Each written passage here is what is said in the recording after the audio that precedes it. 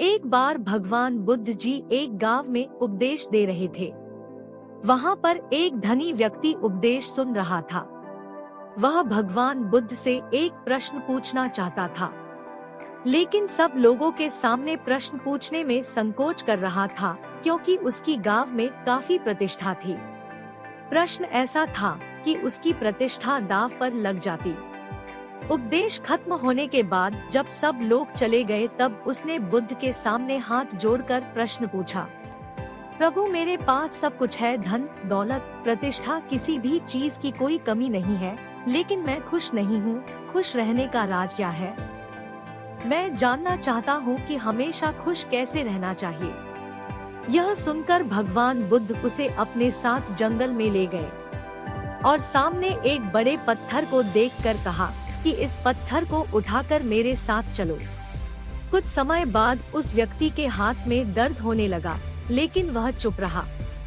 काफी समय बीत जाने के बाद उससे दर्द सहा नहीं गया और बुद्ध जी से कहा, मेरे हाथ में बहुत दर्द हो रहा है।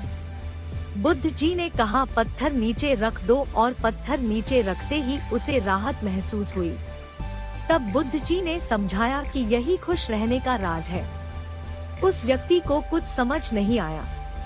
बुद्ध जी बोले, जिस तरह इस पत्थर को जितने समय तक हाथ में रखोगे उतना ही दर्द होगा, इसी प्रकार दुख के बोझ को जितनी देर तक हम अपने कंधे पर रखेंगे उतने ही ज्यादा दुखी और निराश रहेंगे।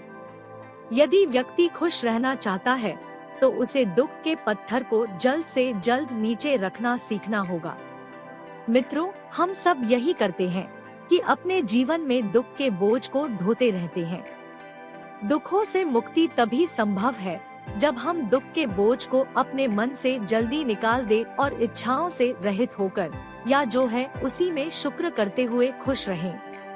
याद रखिए, प्रत्येक पल अपने आप में नया है और जो पल बीत चुका है उसकी कड़वी यादों को मन में संजोकर रखने से बेहतर है कि हम अपने वर्तमान के पल का पूरी तरह से आनंद उठाएं।